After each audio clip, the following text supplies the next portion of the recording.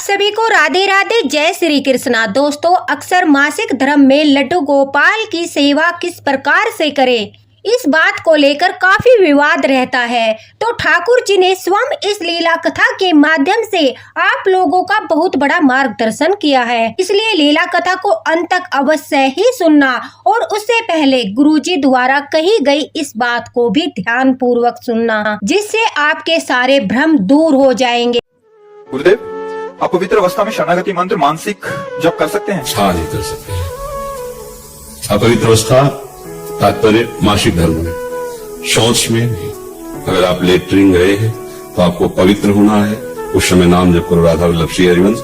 कपड़े पवित्र, शरीर पवित्र। अब जैसे मासिक धर्म में माताएं बहनें कई दिन का होता है तो पवित्र कपड़े आदि पहने हुए हैं, अंदर ही अंदर जप सकती। बाहर कोई माला से या ठाकुर सेवा आदि के लिए 3 दिन तो निषेध ही रहता है। दोस्तों, आज की है लीला कथा हमारे साथ जो है नीलम जी ने शेयर की है। नीलम जी कहती है कि वो पिछले 3 साल से ठाकुर जी की सेवा कर रही है। उससे पहले उनके घर में उनकी दादी सास लड्डू गोपाल की सेवा करती थी। नीलम जी की सास का देहांत हो चुका है, लेकिन उनकी दादी सास है जो लड्डू गोपाल जी की देखभाल करती थी, उनकी सेवा करती थी। लेकिन अब वो बुजुर्ग हो चुकी है, उनके हाथ पैर ज्यादा काम नहीं करते, इसलिए नीलम जी कहती है कि 3 साल पहले उन्होंने लड्डू गोपाल की सेवा की जिम्मेदारी नीलम जी को सौंप दी।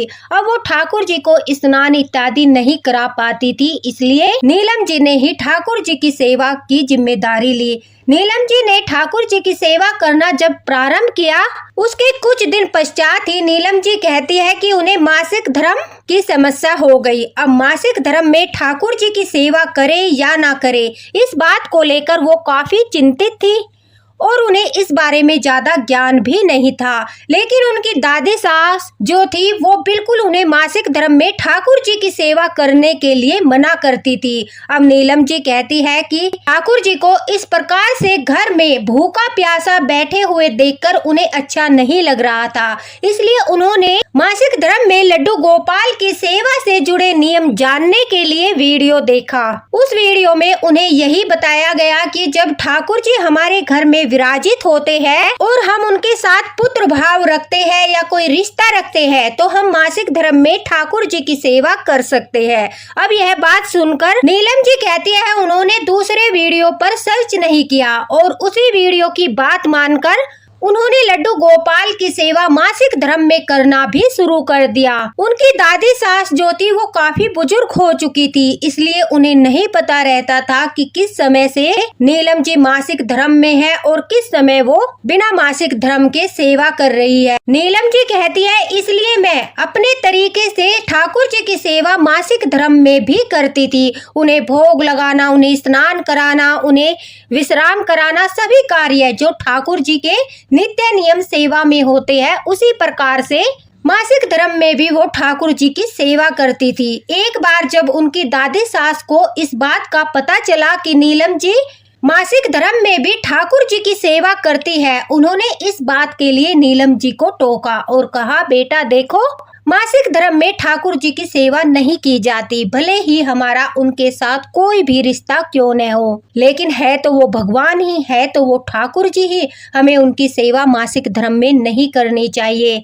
अब नीलम जी कहती है मैंने सोचा कि दादी सास काफी बुजुर्ग हो चुकी है और वो पुराने ख्यालात की है। आजकल तो सभी के घर में ठाकुर जी विराजमान है और सभी के साथ यह समस्या होती है, सभी लोग ठाकुर जी की मासिक धर्म में भी सेवा करते हैं। वह अपनी दादी सास को कहती है कि ऐसा कुछ नहीं होता, भगवान जो है वो भाव के भूखे होते हैं और मासिक धर्म में जब हम अपने बच्चों को खाना खिला सकते हैं, अपने बच्चों की देखभाल कर सकते हैं, फिर हम ठाकुर जी की देखभाल क्यों नहीं कर सकते। ये सब पुराने ख्यालात है, ये सब पुराने विचार है, मैं इन सब चीजों को नहीं मानती और मैं ठाकुर जी की सेवा मासिक धर्म में भी करूंगी। नीलम जी अपनी बात पर अड़िग रही और वो मासिक धर्म में भी 2 महीने लगातार लड्डू गोपाल की सेवा करती रही। जब तीसरा महीना इसी प्रकार से मासिक धर्म का आया तो नीलम जी कहती है तीसरे महीने में उनके साथ एक बहुत बड़ी घटना घटी। अचानक से उनके हस्बैंड का जो कारोबार था उसमें बहुत ज्यादा गिरावट आ गई। कारोबार में गिरावट आने के कारण वह कहती है कि अक्सर उनके हस्बैंड जो थे उनका मन प्रसन्न नहीं रहता था, वो बहुत ज्यादा गुस्से में रहते थी और घर में इस तरह से लड़ाई झगड़े भी बढ़ गए। एक के बाद एक परेशानियां घर में आने लगी। इस प्रकार से जो उनके घर की व्यवस्था थी वो बिल्कुल बिगड़ गई, एकदम से बिल्कुल खराब हो गई। अब नीलम जी कहती है जब घर में काफी सारी समस्याएं आई, उनकी दादी सास ने फिर से नीलम जी को कहा कि बेटा देखो, अब ठाकुर जी की कृपा हमारे ऊपर से हट रही है, क्योंकि हम जानबूझकर घोर अपराध कर रहे हैं। मासिक धर्म के दौरान ठाकुर जी की सेवा नहीं करनी चाहिए। लेकिन नीलम जी ने दादी सास की बात को अनसुना कर दिया और वो कहती है तीसरे महीने में भी जब मासिक धर्म आया, उन्होंने उसी प्रकार से अपने मनमानी आचरण से ठाकुर जी की सेवा की। उसके पश्चात घर में जो स्थिति उत्पन्न हुई उसे सुनकर आप भी हैरान हो जाओगे। उनका बचा कुचा कारोबार भी सारा बिल्कुल बंद हो गया। घर की अर्थव्यवस्था बिल्कुल डामाडोल हो गई। उनके पति पर कर्जा चढ़ने लगा। अब वो बहुत परेशान थी। उनकी दादी सास ने ठाकुर जी से प्रार्थना की, हे ठाकुर जी, अब आप ही बहू का मार्गदर्शन कर सकते हो, आप ही स्वयं उसे इस बात का ज्ञान दे सकते हो कि वह अनुचित कर रही है। दोस्तों, उनकी दादी सास जो है काफी सालों से ठाकुर जी की सेवा कर रही थी। अब उनके शरीर ने साथ छोड़ दिया था, लेकिन वो नाम जाप करती थी। इसलिए ठाकुर जी ने अपने भक्त की प्रार्थना स्वीकार की और उनकी बहू का मार्गदर्शन करने के लिए अपनी लीला रच दी। नीलम जी कहती है कि जब मासिक धर्म में उन्होंने ठाकुर जी को भोग लगाया तो उसी रात उन्हें सौपन में एक बच्चे के दर्शन हुए। वो बच्चा बहुत ही गुस्से में था। उसका रौद्र रूप देखकर नीलम जी घबरा गई। वह कहती है कि मैंने इतना विकराल रूप कभी भी सौपन में किसी बच्चे का नहीं देखा था। घबराकर जब नीलम जी की आंखें खुली तो वो अपने आप को रोक नहीं पाई और अपनी दादी सास के पास जाकर अपने सौपन के बारे में बताने लगी। तब उनकी दादी सास ने मुस्कुराते हुए कहा कि बेटा घबराओ मत, वो ठाकुर जी थे। अब उन्होंने तुम्हें संकेत दे दिया है।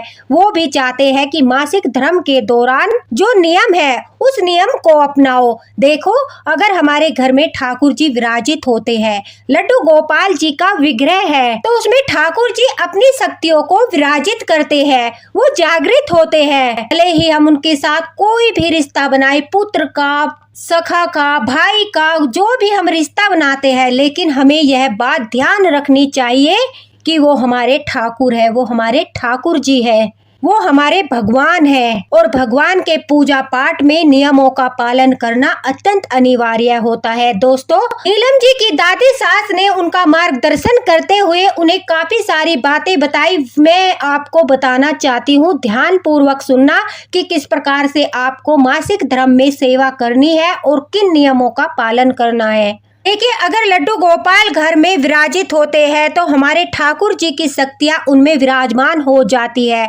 हमारे विग्रह जो है वो जागृत हो जाते हैं। हम भले ही उनके साथ कोई भी रिश्ता बना ले, लेकिन वो होते ठाकुर जी ही है, वो हमारे भगवान होते हैं। हमारे शास्त्रों में भी 72 घंटे के लिए मासिक धर्म में पूजा पाठ करने को मना किया गया है। यानी 3 दिन का तो हमें नियम अवश्य ही करना है। और इन 3 दिनों के दौरान अगर हमारे घर में हमारी सहायता करने वाला कोई नहीं है, ठाकुर जी की सेवा करने वाला कोई नहीं है, तो उस परिस्थिति में आपको क्या करना है? ठाकुर जी को आपको स्पर्श नहीं करना है। आपको सुबह उठकर नहा धोकर पवित्र होकर उसके पश्चात ठाकुर जी के सामने जो है उनके लिए जो भी आप भोग लगाते हो, दूध का भोग, फलों का भोग, उस भोग को आप दूर से ही उन्हें स्वीकार कराइए। या तो उनके सामने एक चौकी रख लीजिए, उस चौकी पर ठाकुर जी के लिए आप भोग रख दीजिए और हाथ जोड़कर उनसे प्रार्थना कीजिए कि हे ठाकुर जी, मैं अपने हाथों से आपको स्पर्श नहीं कर सकती क्योंकि मैं इस समय अपवित्र अवस्था में हूँ। आप इस भोग को स्वीकार कीजिए और मुझ पर अपनी दया दृष्टि कीजिए। इस तरह से आप दूर से ही ठाकुर जी को भोग स्वीकार करा दीजिए। आपको जोत नहीं लगानी है, आरती पूजा नहीं करनी है, माला को नहीं छूना है। आपको सिर्फ और सिर्फ बैठकर मंदिर के सामने ठाकुर जी के सामने मानसिक जाप करने हैं। आप मानसिक जाप कर सकते हो उसके पश्चात अगर दोपहर के समय आपको भोजन का भोग लगाना है और आपके घर पर कोई नहीं है आपकी सहायता करने के लिए, अगर कोई है तो आप उससे भोग लगवा सकते हो। आप नहा धोकर भोग बनाइए और ठाकुर जी को जो है दूर से ही उन्हें स्वीकार कराइए कि हे ठाकुर जी भोग स्वीकार कीजिए। उनसे प्रार्थना करिए, वो अवश्य ही भोग स्वीकार करेंगे। आपको यह 72 घंटे का नियम अवश्य ही करना है। शाम को जब उनके शयन का वक्त होता है उस समय भी आपको उनका बिस्तर लगा देना है दूर से ही और उनसे प्रार्थना करनी है, हे ठाकुर जी आप विश्राम कीजिए, और मानसिक रूप से आपको उन्हें विश्राम कराना है। अगर कोई आपके घर में सहायता करने वाला है तो वो ठाकुर जी को विश्राम करा सकता है। आपको विग्रह को स्पर्श नहीं करना है। उसके पश्चात सुबह के स्नान के लिए भी आप ठाकुर जी के सामने एक जल का लोटा रख दीजिए और ठाकुर जी से प्रार्थना कीजिए, हे ठाकुर जी आप स्नान कर लीजिए और मुझे 72 घंटों के लिए क्षमा प्रदान करें। इस प्रकार से प्रार्थना करते हुए ठाकुर जी को बिना स्पर्श किए आप जो है उन्हें मानसिक सेवा दे सकते हो। ठाकुर जी सेवा स्वीकार करेंगे और आपको दोष भी नहीं लगेगा ठाकुर जी को स्पर्श करने का। लेकिन अगर घर में कोई बच्चा है, आपके हस्बैंड है, कोई आपकी सहायता कर सकता है तो 3 दिन के लिए यानी 72 घंटों के लिए जो सेवा का उत्तरदायित्व है आप उनसे पूरा करा सकते हो। आप सिर्फ मानसिक जाप करिए, ठाकुर जी का ध्यान लगाइए, उससे भी आपकी सेवा का नियम नहीं छूटेगा।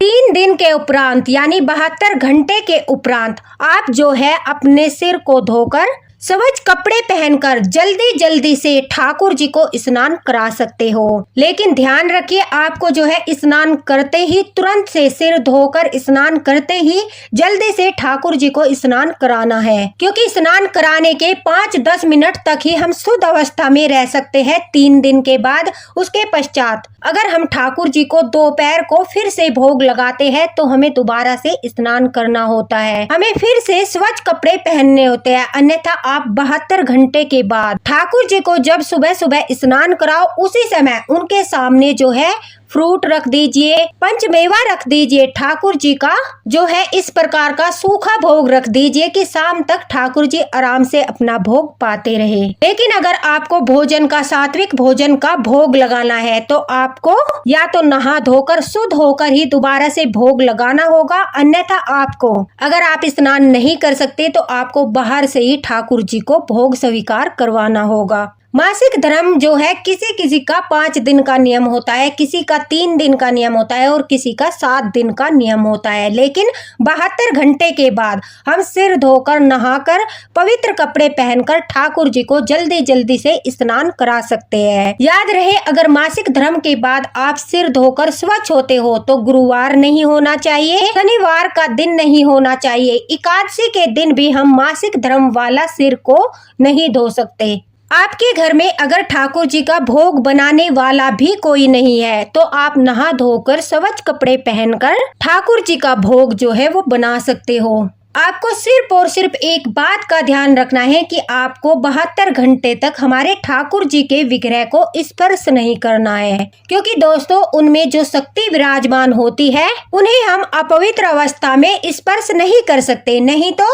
उन शक्तियों का जो आशीर्वाद होता है हमारे ऊपर वो हमारे ऊपर से हट जाता है। उनकी जो कृपा होती है उनकी वो कृपा हमारे ऊपर से कम हो जाती है और उस परिस्थिति में हमारे ऊपर जो नेगेटिव एनर्जियां है वो हावी हो जाती है। उससे हमारे घर परिवार में दिक्कतें आती है, समस्याएं आती है, हमारे जीवन में कष्ट आना शुरू हो जाते हैं, क्योंकि हमारे ऊपर नेगेटिव एनर्जी का प्रभाव बहुत अधिक बढ़ जाता है। तो हमें शास्त्रों के अनुसार 72 घंटे का यानी 3 दिन का नियम तो अवश्य ही करना है। और इन 3 दिन के दौरान या तो हम घर परिवार के किसी सदस्य के द्वारा सेवा करा सकते हैं या फिर हम मानसिक रूप से दूर से ही बिना ठाकुर जी को स्पर्श किए उन्हें सेवा प्रदान कर सकते हैं। मानसिक जाप हम कर सकते हैं, ठाकुर जी के मानसिक जाप, ठाकुर जी की मानसिक उपासना हम कर सकते हैं, उसमें कोई दिक्कत नहीं है, क्योंकि हम उनके साथ कोई भी रिश्ता बना ले, लेकिन हमें ध्यान रखना चाहिए वो ठाकुर है, वो हमारे भगवान है, वो हमारे रक्षक है। हम उनसे सब चीजें मांगते हैं, धन दौलत, घर में सुख समृद्धि सब कुछ मांगते हैं और हमारे ठाकुर जी हमारी इच्छाओं को पूरा भी करते हैं। तो अगर मांगते वक्त हम उन्हें भगवान मानते हैं, ठाकुर जी मानते हैं, तो फिर सेवा देने के दौरान भी हमारा वही भाव उनके साथ होना चाहिए। कोई भी ऐसा कार्य नहीं करना चाहिए जिससे हमारे ठाकुर जी नाराज हो जाए, जिससे हमारे ठाकुर जी की कृपा हमारे ऊपर से हट जाए। अब जब ये सारी बातें नीलम जी को उनकी दादी सास ने बताया और कहा कि देखो ठाकुर जी तुम्हारा मार्गदर्शन करना चाहते थे, इसलिए वो गुस्से में दिखाई दिए। अब नीलम जी को भी बात समझ आ चुकी थी, क्योंकि वह कहती है कि जब उनकी दादी सास सेवा करती थी तो सब कुछ घर में अच्छे से चल रहा था, क्योंकि वो नियमों का पालन करती थी।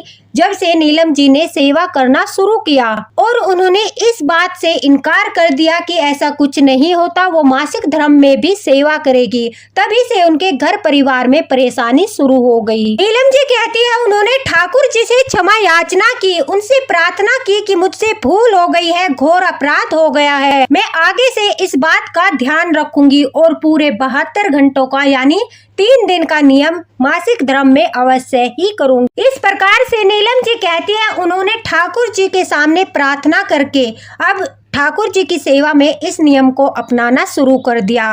3 दिनों तक वो ठाकुर जी को स्पर्श नहीं करती थी, नहा धोकर ठाकुर जी का भोग अवश्य बनाती थी, लेकिन उन्हें भोग अपने पति से लगवाती थी, अपने बच्चों से लगवाती थी। साथ ही साथ ठाकुर जी को स्नान भी उनके हस्बैंड ही कराते थे। 72 घंटे के बाद सिर धोकर नहाकर स्वच्छ कपड़े पहनकर नीलम जी ठाकुर जी को सेवा प्रदान करती थी। उनकी इस सेवा भाव से ठाकुर जी प्रसन्न हुए और उनके हालात फिर से सुधरने लगे। नीलम जी कहती है जब हम अपना मनमानी आचरण करते हैं, नियमों का पालन नहीं करते और शास्त्रों के खिलाफ जाकर नियमों को भंग करते हैं, तो हमारे जीवन में कष्ट अवश्य आते हैं, उनका प्रतिफल हमें भोगना अवश्य ही पड़ता है। इसलिए जो नियम है उन्हें ध्यान में रखते हुए हमें ठाकुर जी की सेवा करनी चाहिए, फिर हमारे घर में सुख और समृद्धि का वास होगा, ठाकुर जी की कृपा होगी और हमारे ठाकुर जी के विग्रह में जो उनकी शक्तियाँ विराजित है, हमारे बाल गोपाल जी विराजित है, उनकी कृपा भी सदैव हमारे ऊपर बनी रहेगी। तो दोस्तों, जो लोग कहते हैं कि हम तो मासिक धर्म में भी ठाकुर जी को स्नान कराते हैं, भोग लगाते हैं, ठाकुर जी को विश्राम कराते हैं, तो उन लोगों से भी प्रार्थना है कि कृपा करके 72 घंटे का तो आप जो है अवश्य ही नियम का पालन करें। आप मानसिक रूप से दूर से ही ठाकुर जी को भोग प्रदान करें। एक बात का और विशेष ध्यान रखें, अगर आप ठाकुर जी के भक्त हो तो मासिक धर्म के दौरान आप तुलसी जी में जल भी समर्पित नहीं कर सकते, आप तुलसी माता को भी स्पर्श नहीं कर सकते, अन्यथा तुलसी का पौधा जो है, तुलसी माता जो है, वो मासिक धर्म में स्पर्श करने से सूख जाती है, क्योंकि तुलसी माता को हम लक्ष्मी जी का अवतार मानते हैं, लक्ष्मी माता का रूप मानते हैं, तो उन्हें भी अपवित्र अवस्था में स्पर्श नहीं करना चाहिए। अगर आप रोज दिया जलाना चाहते हैं तो आप किसी सदस्य की सहायता से आप तुलसी जी में दिया जला सकते हो, अन्यथा आप तुलसी जी की भी मानसिक रूप से सेवा कीजिए। 3 दिन के पश्चात सिर को धोकर ही हम पवित्र और स्वच्छ होते हैं, उसके पश्चात ही हमें सेवाएं प्रदान करनी चाहिए और उस अवस्था में भी हमें ध्यान रखना चाहिए कि हम पूर्ण रूप से पवित्र हो चुके हैं या नहीं, क्योंकि सबका मासिक धर्म का अपना अपना समय होता है, किसी का 3 दिन का, किसी का 5 दिन का, तो किसी का 7 दिन का, लेकिन 72 घंटे के बाद हम जो है सिर को धोकर स्वच्छ होकर जल्दी जल्दी से ठाकुर जी को सेवा प्रदान कर सकते हैं।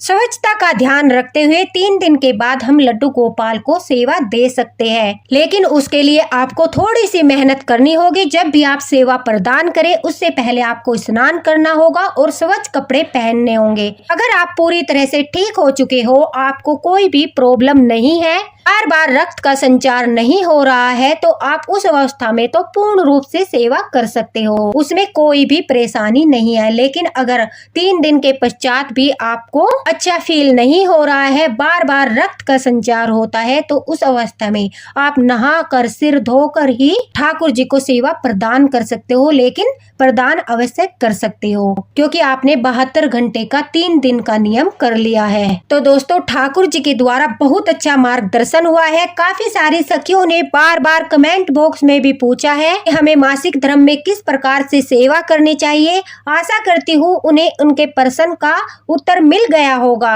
अगर फिर भी आपको कोई डाउट है, आप कुछ पूछना चाहते हो तो आप कमेंट बॉक्स में पूछ सकते हो, आपको रिप्लाई अवश्य ही मिलेगा। इसी के साथ दोस्तों राधे राधे, हरे कृष्णा। मिलते हैं अगली लीला कथा के साथ, अगले मार्गदर्शन के साथ। नीलम जी का बहुत बहुत धन्यवाद कि उन्होंने अपने जीवन में घटी यह घटना हमारे साथ शेयर की, जिसके माध्यम से सभी भक्तों का बहुत बड़ा मार्गदर्शन हुआ।